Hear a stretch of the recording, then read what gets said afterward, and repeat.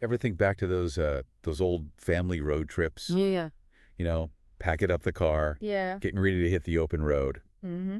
Well, today we're going back in time to explore a road system Okay. that makes even the longest modern highway look tiny. Interesting. That's right. We're diving into the Roman road system, Wow. a network of roads so vast and so well built Yeah. that they're still around today. That's really incredible. And to guide us through this journey through ancient history, Okay. we'll be drawing on insights from an interview with Dr. Catherine Fletcher, Okay. author of The Roads to Rome, A History. Hmm. She's our expert for this deep dive into the world of cobblestones and chariots. Sounds fascinating. So let's get started. All right. Now, we know that the Romans weren't the first civilization to build roads. Right. The Persians, for example. Yeah, exactly. They had some impressive road networks, too. But there's something about the Roman approach that was just groundbreaking. Absolutely. It was the sheer scale, the engineering, the vision. So what set them apart? Well, for one, they built roads that were meant to last. What- I mean, we're talking about roads that were so well constructed Yeah. that they were still being used centuries later. That's incredible. And they didn't just build roads for local travel. Right. They built a network that spanned their entire empire.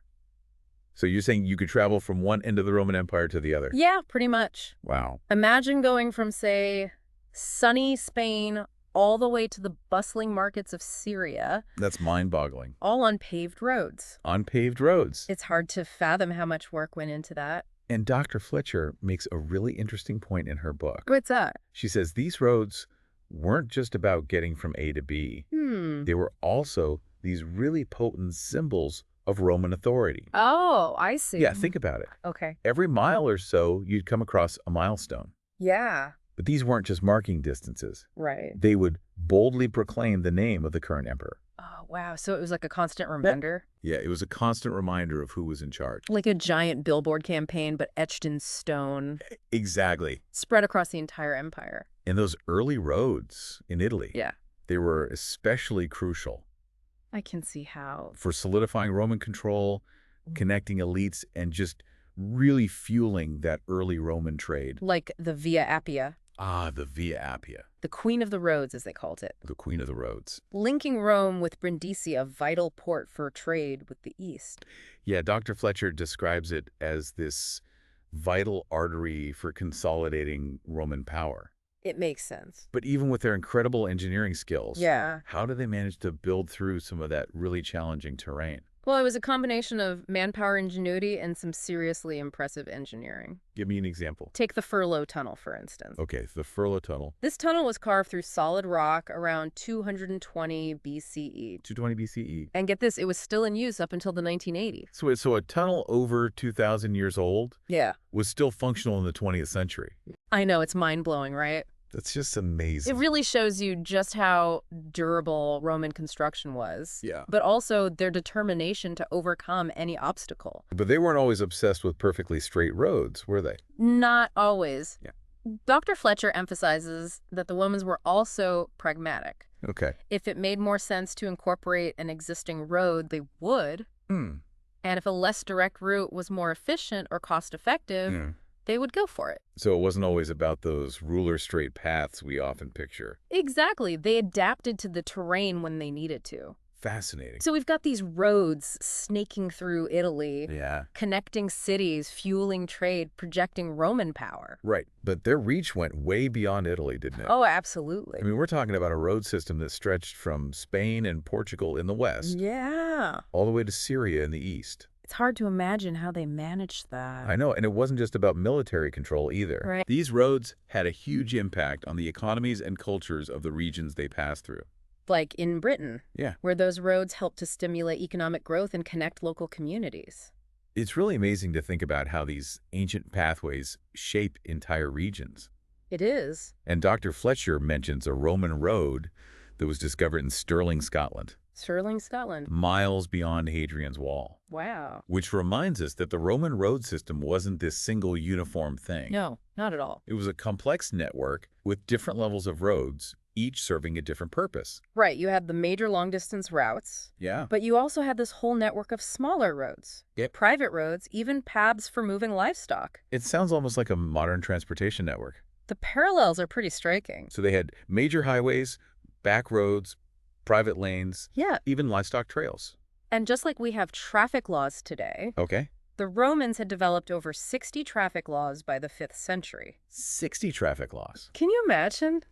That's incredible. Yeah. Did they have speed limits for chariots? Well, not exactly, Okay. but they did regulate things like road width Okay. to make sure two carts could pass each other comfortably. Nice. They established rights of way Hmm. and even had rules about transporting certain goods. So they were really thinking about traffic flow and safety. Absolutely, they were very organized. And on top of all that, they even had a public transport system, That's right, the cursus publicus. the cursus publicus. It was a system where authorized individuals Why? could use wheeled transport for communication and travel. Like a government postal service? Yeah, something like that.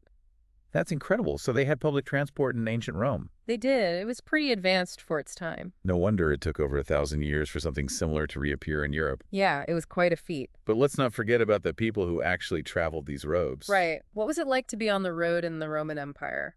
Put yourself in the shoes of a traveler, making your way from, say, Cadiz in Spain all the way to Rome. Wow, that's a long journey. You'd be on the road for days, weeks even. Yeah, you'd need places to rest and resupply. So what did they do? Well, Dr. Fletcher talks about these roadside stops Okay. that were essentially like service stations for travelers. Oh, that's interesting. There are two main types. Okay. The mutations, which were basically horse-changing stations. Okay, like a pit stop. And then you had the mansions, And then pan. which were more like those ancient travel lodges you mentioned earlier. Ah, so you could get a fresh horse, a good night's sleep, a hot bath, Exactly. and a decent meal. The mansions were a welcome sight for weary travelers. I bet, especially considering the dangers of the road. Oh, right. I mean, bandits were a constant threat, weren't they? They were, especially at night. So even with those amenities traveling, those roads could still be pretty risky. It could be, Dr. Fletcher points out that travelers who could afford it would often hire guards to protect them. That makes sense, safety in numbers. Exactly. But these roads weren't just about getting from point A to point B safely. No, They were also these grand stages for public displays of power. that's right. We talked about those triumphal processions celebrating victories. Yeah. But there were also public punishments Mhm. meant to deter dissent Right. and even gatherings of followers to greet important figures. Like when St. Paul arrived in Rome for his trial. Yeah, Dr. Fletcher mentions that he was greeted by a large group of Christians along the Via Appia, That's interesting. even in the face of Roman authority. Yeah. These roads served as platforms for different groups to express their beliefs. So these roads weren't just physical structures. Right. They were woven into the very fabric of Roman society and culture. It's incredible to think about all the different things that happened on those roads. It is. From grand displays of imperial might to the everyday lives of travelers, merchants, and even those seeking to spread new ideas. And speaking of new ideas, Dr. Fletcher argues that the Roman road system played a crucial role in the spread of Christianity. How so? So these roads, they weren't just about, conquering new lands or keeping control. Right. They became these pathways for a whole new religion, one that would eventually change Rome itself. It's amazing how something built for one purpose Yeah. ends up serving a totally different one. It really makes you think It does. about how we can't always predict the long-term consequences of what we build. Absolutely. But getting back to those public displays of power. Right, those processions, the punishments, the crowds gathering to greet important figures. It's almost like the roads themselves were a stage Yeah. where Rome could show off its power and authority. Take those Roman triumphs, for example. Sure. A victorious general parading through the city, Yeah. showing off captured treasures and prisoners of war. All along a route lined with cheering crowds. It must have been quite a spectacle. Oh, definitely a way to really drive home Roman dominance. But it wasn't all celebrations and cheering crowds, was it? Yeah. No, not at all. Dr. Fletcher also talks about the darker side of those public displays, Right. like the crucifixion of Spartacus's followers along the Appian Way. A very public and brutal reminder of what happened to those who challenged Roman rule. Exactly. So these roads, they weren't just about connecting the empire. No. They were also about controlling it.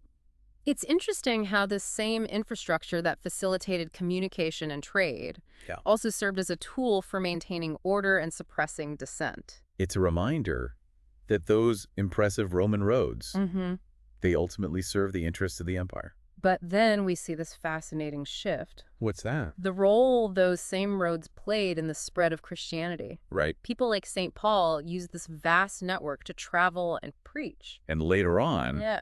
those same roads became pilgrimage paths for Christians seeking holy sites. It's almost ironic, isn't it? It is. The very infrastructure built to consolidate Roman power Yeah. ended up helping to spread a religion that would challenge and ultimately transform Rome itself. It's a great example of how unintended consequences can really shape the course of history. Absolutely. But the story doesn't end there. What do you mean? The impact of Roman roads extends far beyond the fall of the Roman Empire. Okay, so what happened to them after Rome fell? Well, many sections of these roads actually survived. Really? Centuries of neglect even, Wow. and were later incorporated into medieval and even modern road networks. So you're telling me that I might have driven on a Roman road without even knowing it? It's entirely possible. Wow, that's amazing. In some places, they form the foundation for later roads. It's like a direct link to the past. And even today, Yeah. you can walk along sections of those ancient roads, Really? trace the paths of those old pilgrim routes. That's so cool. You might even come across them underneath modern structures. It really makes history come alive, doesn't it? It does. It's a reminder that the past isn't really that far away. And their influence goes beyond just the physical roads themselves. Absolutely. Think about the impact these ancient pathways had on trade patterns, Right. urban development, Yeah. cultural exchange. Well, long after Rome itself had faded away. It's a testament to the enduring legacy of infrastructure. And speaking of legacies, Yes. Dr. Fletcher also talks about how Roman roads inspired later rulers and empires. That's right. Figures like Charlemagne or Napoleon. Oh, yeah. They both saw the value in emulating Roman road building. I can see why. It was a way to project power, Of course. but also a recognition that well-connected empires are strong empires. So Roman roads became a model for infrastructure and a symbol of imperial ambition. For centuries to come. It shows how innovations can transcend time Absolutely. and inspire future generations. But the story isn't over yet. There's more. Oh yeah, new discoveries about Roman roads are still being made all the time. Really, give me an example. Well, Dr. Fletcher mentions a recent discovery. Yeah. A section of Roman road that was found preserved beneath a McDonald's in Rome. A McDonald's? You heard that, right? So you can grab a burger and a history lesson all in one place. It's a fun reminder that remnants of the Roman world are all around us. Sometimes in the most unexpected place. Exactly. You never know what you might find just beneath the surface. It makes you wonder what other hidden legacies of the Roman Empire might still be out there. Makes you wonder what else is out there just waiting to be found. Yeah, it really does. But even with what we know now, Yeah. it's clear that the Roman road system, Mm-hmm. it was more than just stones and gravel. It was a symbol of their ingenuity, their organization, Yeah. their vision for connecting this vast and diverse empire. And as we've seen those roads, Yeah. they weren't just about, conquest and control. No. They facilitated communication trade, Mhm. the exchange of ideas. Right. They left a mark on European culture and infrastructure that we still see today. Exactly. It's a story that extends far beyond ancient Rome, It does. connecting us to the past Yeah. in ways that are both tangible and often very surprising. So for our listeners out there, why should they care about these ancient roads? Well, for one, it gives us this deeper appreciation for how connected history really is. Mm-hmm. The next time you're driving down a highway, Yeah. or even just walking along a country road, Mm-hmm. you might actually be following a path Okay. that was laid down by the Romans thousands of years ago. That's incredible. It really makes history feel less like something you read in a textbook Yeah. and more like a living, breathing part of our world. Absolutely. And it reminds us that even the greatest empires, Yeah. they leave behind more than just ruins. Right. They leave behind ideas, innovations, networks, Yeah. things that continue to shape the world we live in. But the Roman road system, it wasn't just a physical network. No. It was a catalyst for so much more. Cultural exchange, economic growth, the spread of ideas that we still see today. And its legacy. Yeah. It's a reminder that the choices we make, Hmm. the structures we build, Right. the connections we forge, They can have a lasting impact. far beyond our own time. It really makes you think, doesn't it? It does. About our own place in this grand sweep of history. Yeah. What legacies are we creating today? Right. Intentionally or unintentionally? What will we leave behind for future generations? Big questions. They are. But that's what makes history so fascinating. It is. It's not just about the past. Right. It's about understanding our present and shaping our future. Well said. So if you're interested in learning more about Roman roads, Yeah. I highly recommend checking out Dr. Fletcher's book. The Roads to Rome, a History. It's a fantastic read. It is. And for those of you feeling adventurous, why not plan a trip Okay. to walk a section of an actual Roman road? You might be surprised at what you find. You might stumble upon an ancient milestone, the remnants of a roadside inn. Or just that feeling of connection To the people who walked those same paths. centuries ago. It's a powerful experience. It is. Thanks for joining us for this deep dive into the world of Roman roads. My pleasure.